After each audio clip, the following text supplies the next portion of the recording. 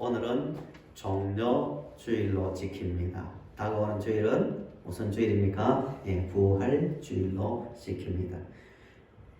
종료주일이 뭐냐 하면은 예수님께서 미리 말씀하신 대로 예루살렘에 들어가셔서 십자가에 고난받으시고 십자가에 달려 죽으시고 부활하기 위해서 들어가실 때에 무리들이 예수님께서 어린 나귀를 타고 예루살렘에 들어가셨는데 수많은 사람들이 열광하면서 길바닥에 자기 겉옷을 깔아주고 쫙 레드카펫처럼 깔고 종려나무, 나무 이름이죠. 종려나무를 베어서 가지를 흔드는 거예요. 이렇게 열광적으로 흔들리면서 환영한 그 나를 기념하는 절기가 종료주일입니다.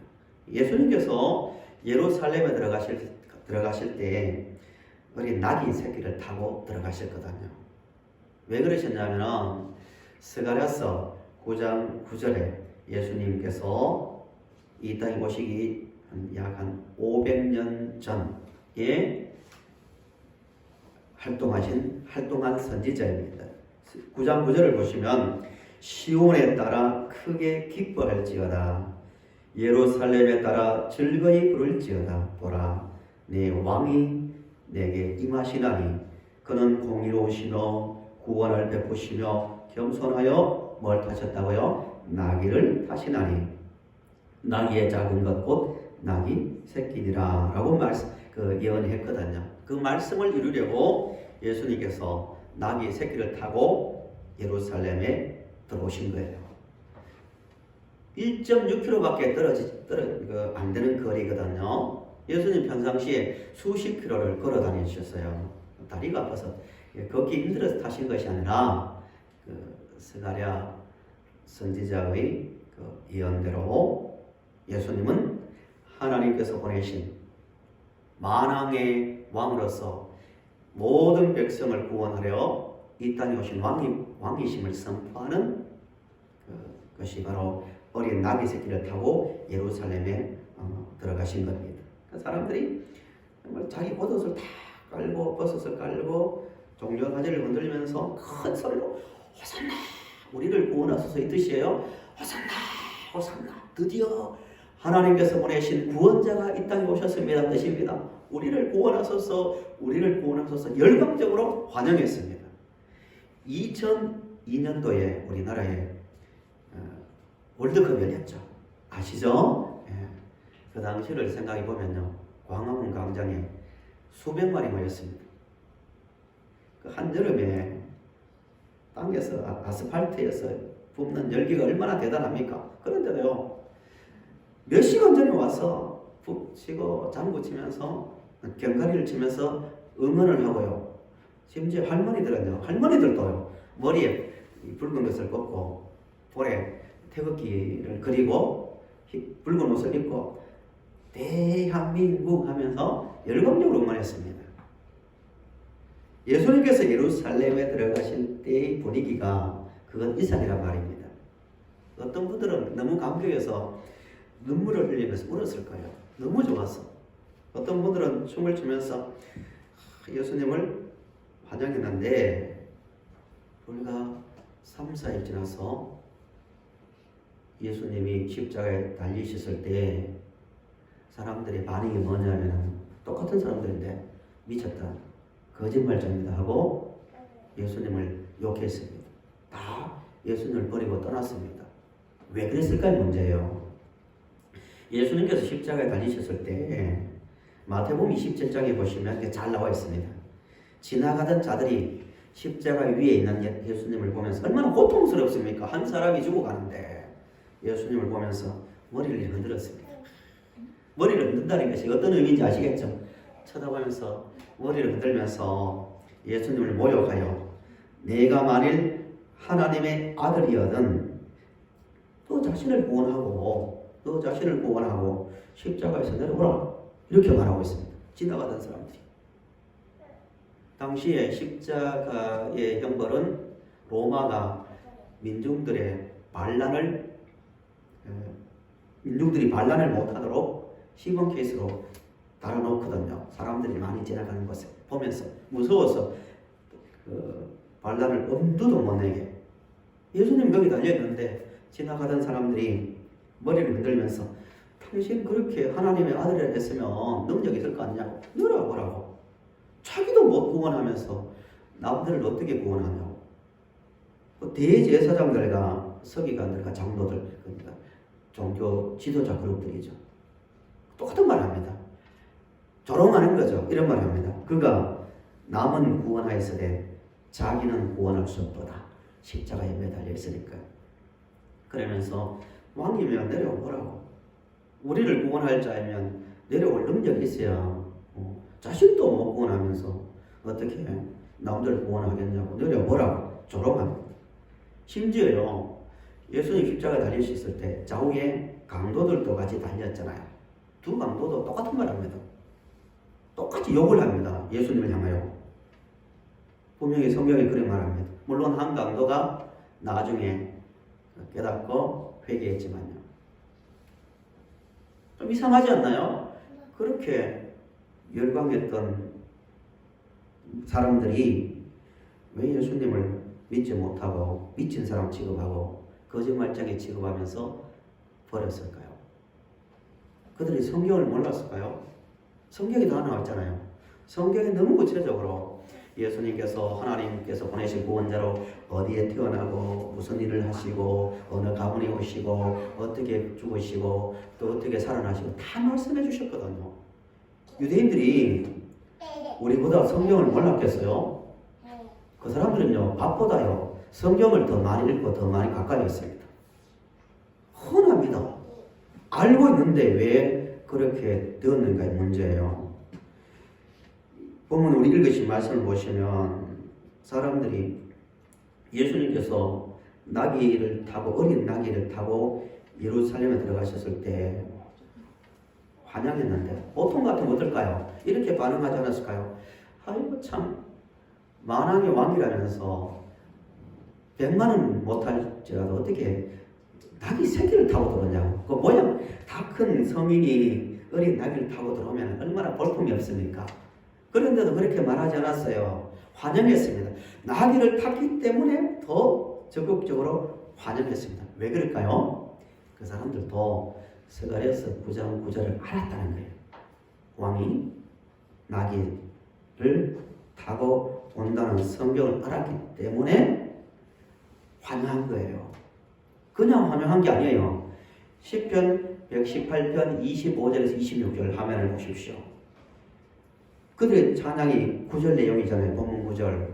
여호와여 구하옵나니 이제 구원하소서. 여호와여 우리가 구하옵나니 이제 형통하게 하소서. 여호와의 이름으로 오는 자가 복이 있으며 우리가 여호와의 집에서 너희를 축복하였도다. 이 시편의 말씀을 알고 있는 거예요. 그러니까 스가랴 예언도 알고 있고 시편의 말씀도 알고 있으니까 그 말을 인용해서 그대로 그 말을 가지고 예수님을 찬양한 거예요. 완벽하게 알고 있는 거예요. 그런데 왜 이렇게 그랬을까요? 심지어 예수님께서 3절을 보시면 우리 3절 보세요. 나귀를 풀어오래요. 3절 만일 누가 나귀를 풀어 내게 오라 할 때 만일 누가 무슨 말을 하거든 주가 쓰시겠다 하라. 그리하면 어떻게 보낸다고요? 즉시 보내겠대요. 나귀 주인에게 제자들 보내서 나귀를 풀어오라고 할 때 왜 그러냐 할 때 주인에게 주가 쓰시겠다 하면 풀어준다고. 왜 풀어줄까요? 그 당시에 대부분의 사람들은 어쩌면 모든 사람들은 하나님 보내신 구원자는 나귀를 타고 들어갈 것을 알고 있기 때문에 나귀 주인도 내어준 거예요. 아 그렇구나 드디어 그 때가 왔구나 하면서 내어준 거예요. 근데 왜 그랬을까요? 유대인들은 진심으로 예수님을 기다렸고 진심으로 기다렸고 또 성경을 알고 있었는데 문제는 이거예요. 오늘 우리가 깊이 생각해야 될 부분입니다. 유대인들은 마음이 잘못되었기 때문입니다. 마음이 잘못되니까요. 메시아관, 그러니까 하나님께서 말씀하신 구원자와 그들이 기다린 구원자가 달라졌다는 거예요. 이거 중요합니다. 마음이 잘못되면요, 이 판단 능력이 잘못됩니다. 오늘 제목이 마음이 잘못되면 뭐가 잘못된다고요? 해석이 잘못됩니다. 유대인들이 거기에서 잘못된 거예요. 지식은 있었지만 마음이 틀어지니까 하나님께서 그렇게 말씀하신 십자가에 달려 너희들 위해서 죽음으로 너희들이 죄와 사망에서 해방된다. 이게 하나님께서 말씀하신 거거든요. 구약에서 이사야 53장에도 그렇고 구체적으로 말하는데 유대인들이 그런 구원자가 아니라 세상을 살면서 로마에 계속 지배를 받고 계속 시달리고 또 반대로 종교 지도자들은요 성전에서 나오는 막대한 그 제사 지내면서 하나님께 제사 지내면서 짐승을 바칠 거 아니에요. 그것도 짐승이 또 바꾸기 위해서 멀리서 뭘 볼 수 없으니까 거기서 사야 되니까 바꾸는 과정에 속에서 막대한 차역을 챙겼습니다. 그런 마음들이 욕망이 마음을 흐리게 했습니다. 마음이 잘못되니까 생각이 이 해석 능력이 떨어지니까요. 하나님 보낸 구원자는 자기들의 소원을 채워주고 욕망을 채워주는 그런 자를 기다리기 시작한 거예요. 그런 구원자를 기대했는데 예수님께서 그들의 의도와 달리 어떻게 합니까? 너무나 무기력하게 십자가에 달려 죽으시니까 구원자 아니다고 내려와서 우리에게 필요한 걸 달라 이런 거 아니에요. 오늘도 마찬가지예요. 하나님에 대해서 매주마다 말씀을 했잖아요. 우리나라 사람들만큼 성경을 사랑하는 그 성도들 드물 거예요. 예배가 많고 성경을 웬만한 사람들은 다 가지고 있는데 그럼에도 불구하고 마음이 어떤 세상적인 것으로 고난 때문에 아니면 세상 유혹 때문에 마음이 자꾸 섞여 들어가면 마음이 채워지면 웬만한 말씀은 그냥 뭐 그런 말씀하고 잘 들려지지 않는다는 거예요. 삐뚤게 들려진다는 거예요. 분명히 유대인들이 가장 존경하고 자기들의 조상으로 치는 두 사람이 있는데 한 사람은 아브라함이고 한 사람은 다윗이에요. 신약 성경 시작도 그렇다고 말씀드렸죠. 아브라함과 누구죠? 다윗의 자손. 예수 그리스도 말합니다. 아브라함과 다윗의 자손. 아브라함도 다윗도요. 예수님을 어떤 분으로 알았냐면 개인적으로 찾아보세요. 사도행전 2장 25절부터 쭉 나오는데요. 베드로가 설교한 내용이에요. 다윗은 이렇게 말합니다. 다윗은 예수님께서 십자가에 달려 죽으실 것을 알았고 또 고난받고 난 다음에 부활할 것을 알았고 하나님 우편에 앉으실 것을 알았고 성령으로 우리에게 오실 것을 알았다고 분명히 말씀하고 있습니다. 자기들의 조상 다윗도 그런 구원자를 기다렸는데 어느 시점부터 유대인들이 워낙 세상에 시달리고 또 반대의 경우 또 그룹들은 세상의 것이 너무 많이 채워지니까 그 욕망 때문에 마음이 흐려지니까 잘못된 메시아를 기다리기 시작했다는 겁니다. 예수님께서 예루살렘 들어가신 다음에 계속 대부분 시간을 가르치면서 유대인들과 논쟁을 하거든요. 예수님 항상 이런 태도였어요. 성경을 봐라. 성경을 봐라. 성경이 이렇게 나와 있지 않느냐. 성경이 말하는 성전은 이런 것이다. 성경이 말하는 구원은 이런 것이다. 구체적으로 우리 말로 하면은 그 당시에는 성경 장과 구가 구별되어 있지 않았거든요. 그런데도 우리 표현으로 하면 예수님께서 유대인들이 가지고 있는 성경을 짚어가면서 우리 표현으로 하나하나 장제를 짚어가면서 봐라. 여기 이렇지 않느냐. 다윗이 이렇게 말했지 않느냐. 너희들이 존경하는 아브라함이 이렇게 말했지 않느냐 하면은 보통 마음이 정상이면 어떻게 반응해야 됩니까? 처음에는 다르게 생각했더라도 정말 그러네. 정말 여기 이렇게 나와 있네. 이게 정상적인 마음 아닙니까? 이게 무슨 말이지? 우리 무슨 뜻이지? 무슨 뜻인지를 서로가 이렇게 토론해야 될 건데 장제를 짚어가면서 말해줘도 항상 많은 거예요. 분노하는 거예요. 대답은 못하고 분노하는 거예요.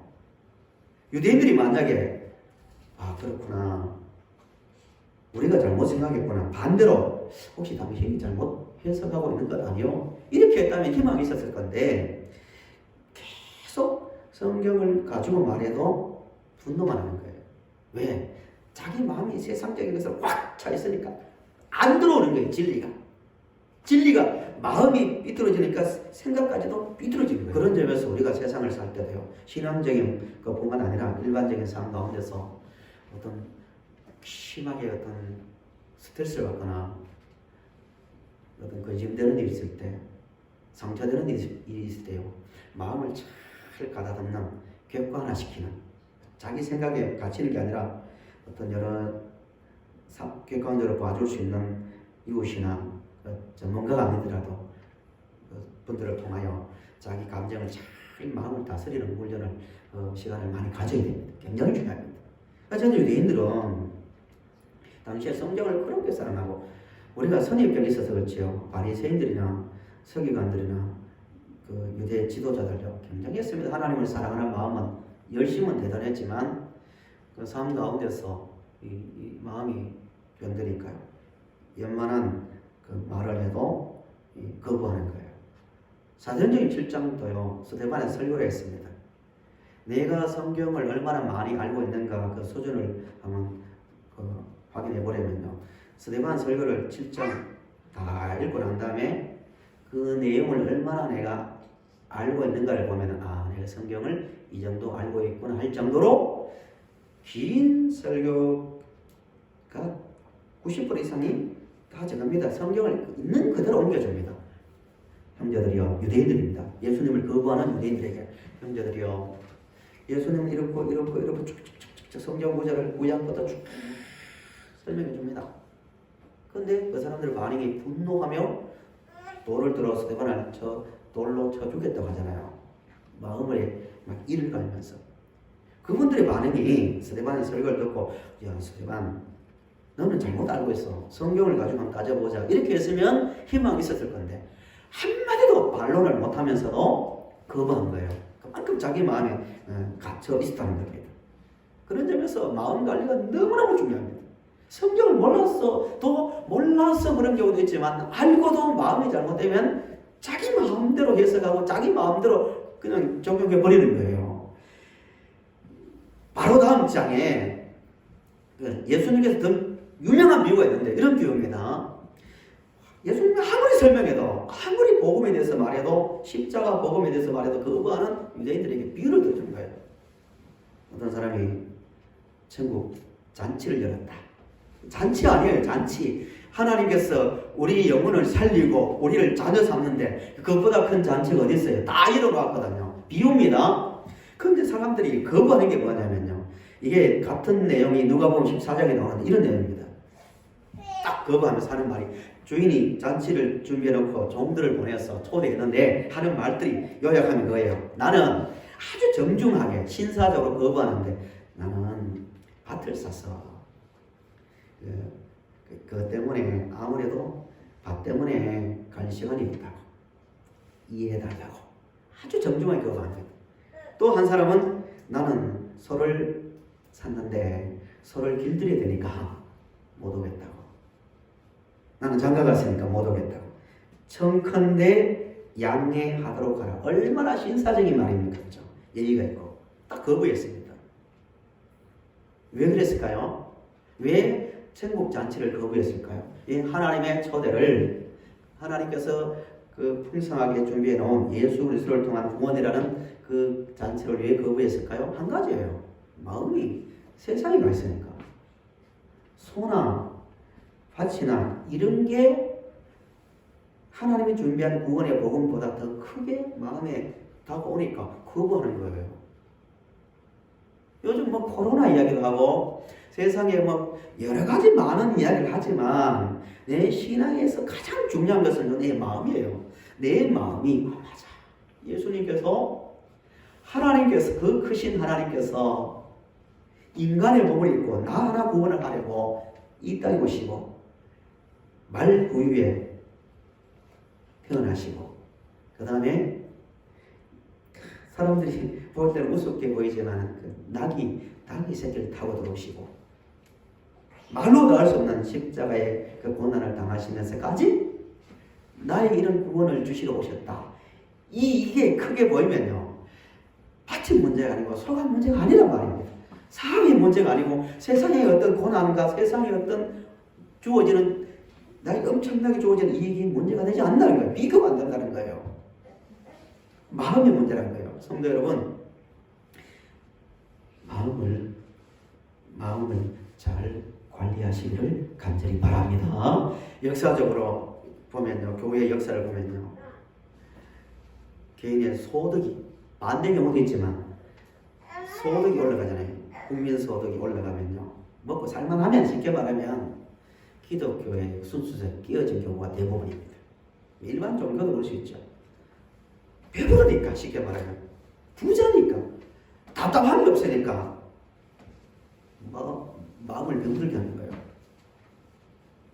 고통스러울 때는, 힘들 때는 눈물을 흘리며 십자가의 보혈의 은혜를 노래했고, 오히려 그때 기독교가 더 강력한 힘이 있었는데 숫자도 1%도 안 되고 사회적 지위도 낮았지만 하나님만이, 우리 주님만이 우리의 기쁨이고 소망입니다는 그 순수한 마음이 있을 때는 힘이 있었는데요, 뭔가 살만할 때가 되니까 이제 인간적으로 이제 교만해지는 거예요. 나 요즘 내 밭을 샀어, 내 사업을 벌여놓았어, 집이 어땠어, 그럴 수 없다고 노골적으로 비유에 나오는 사람들처럼 끊는 건 아니지만 관계를 형식화되는 그런 경우가 대부분이었습니다. 그런 점에서 우리도 2021년도를 살아가는 대한민국 속에 살아가는 우리도요, 정신을 바짝 차려야 됩니다. 정신 바짝 차려야 됩니다. 주님만이 나의 구원자입니다. 인생의 의미이자 목적입니다. 이런 마음이 유지될 수 있도록 끊임없이 노력해야 됩니다. 그 마음에 은혜가 보이는 거예요. 에베소서 1장 18절에서 19절을 한번 보세요. 에베소 1장 18절 19절 우리 같이 크게 읽어보실까요? 시작. 너희 마음의 눈을 밝히사 그의 부르심의 소망이 무엇이며 성도에서 그 기업의 영광의 풍성함이 무엇이며 그의 힘의 위력으로 역사하심을 따라 있는 우리에게 지극히 크심이 어떤 것을 너희로 알게 하시기를 구하노라. 아멘. 그의 부르심에, 그러니까 하나님께서 우리를 불렀잖아요. 부르심의 소망이 무엇이냐, 우리가 가진 소망이 얼마나 큰지를 알고 성도 안에서 그 기업의 영광의 풍성함이 무엇이며 우리가 가지고 있는 예수 믿어 구원받아 주어진 그 풍성함, 말로도 알 수 없잖아요. 우리가 받은 그 하나님의 자녀됨으로 주어지는 그 권세, 사탄의 권세를 이겼죠. 죽음의 권세를 이겼죠. 천국에 들어가서 영원히 풍성한 삶을 살 수 있는 모든 은혜를 다 받았잖아요. 성도 안에서 그 기업의 영광의 풍성함이 무엇이며 그의 힘의 위력으로 역사하심을 따라 믿는 우리에게 베푸신 능력의 지극히 크심이 어떠한 것을 너희로 뭐 알기를 원한다? 알게 하시기를 구한다. 뭘 통해서? 마음의 눈을 밝혔어. 마음의 문제라는 거예요. 똑같은 환경이지만, 똑같은 조건 속에서 신앙생활을 하지만 마음이 살아나면 이런 놀라운 부르심의 소망이 무엇이며 기업의 영광의 풍성이 무엇이며 그 힘에 강력하게 역사하시는, 우리와 함께 하시는, 우리에게 주어진 그 권세가 얼마나 큰지를 안다는 거예요. 마음의 문제라는 겁니다. 에베소서 4장 17절에서 18절에도 이런 말입니다. 그러므로 내가 이것을 말하며 주 안에서 증언하노니 이제부터 너희는 이방인이 그 마음에 허망한 것으로 행함같이 행하지 말라. 그들의 총명이 어두워지고 그들 가운데 있는 무지함과 그들의 마음이 굳어짐으로 말미암아 하나님의 생명에서 떠나 있도다 라고 말합니다. 에베소 교인들이 하는 말이에요. 마음이 흠망해지면요, 총명, 판단력이 어두워지고 무지하고 마음이 굳어진대요. 굳어지니까 뭐가 안 보이겠어요? 은혜가 느껴지지 않는 거예요. 은혜가 은혜로 귀로는 들려. 그러나 마음이 굳어져 있으니까 은혜가 은혜로 느껴지지 않을 수 있다는 거예요. 이게 에베소 교인들에게 권면하는 그 말씀입니다. 그러니까 마음 관리가 그만큼 중요하다는 겁니다. 저는 이렇게 같이 예배 드리는데요. 예배 드릴 때마다 감격스러운 이유가 뭐냐면요.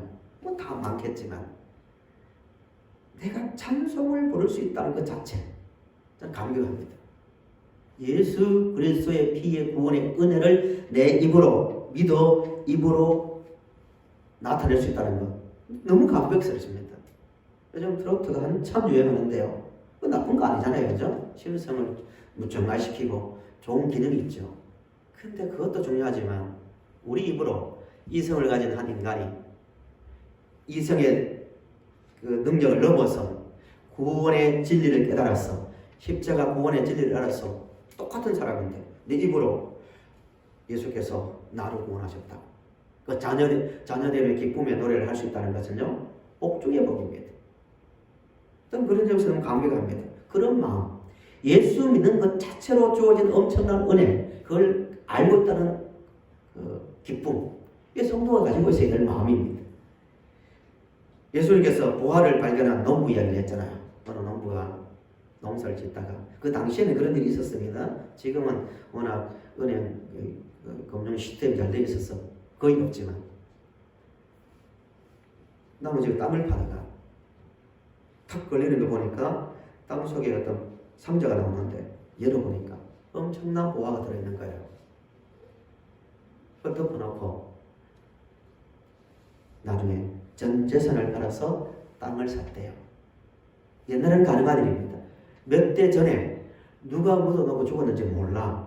지금이야 재산과 분쟁이 되지만 그 농부가 자기 전 재산을 팔고 나서 어떻게 돼요? 감정이 너무 기뻤대요. 예수는 비유거든요. 그 보화가 누구예요? 예수 그리스도입니다. 예수를 아는 사람은 인생의 모든 것을 바치고 팔아도 아깝지 않은 기뻐할 만한 가치가 있다는 걸 말하고 있는 거 아니에요. 인생을 다 팔아도 아깝지 않은 예수를 우리가 소유하고 있잖아요. 진정으로 감사할 수 있길 바랍니다. 말씀의 결론입니다. 성도 여러분, 우리는 변하지 않는 예수 그리스도의 그 은혜로 구원을 받았습니다. 진짜 믿음이 깊어지면요, 신앙생활은 단순해집니다. 교회도요, 단순해집니다. 예수 우리를 구원하셨다. 그리고 부활하셨다. 다시 오신다. 그래서 우리는 기쁘다. 시험도 문제가 되지 않는다. 이게 신앙의 핵심입니다. 교회의 힘입니다. 세상을 이길 수 있는 유일한 힘입니다. 그 은혜를 가진 자로서 기쁜 마음으로 종료주를 맞이하였어. 정말 그 마음으로 호산나 호산나 감격하며 살아가는 우리의 성도님들 다 되시기를 간절히 바랍니다.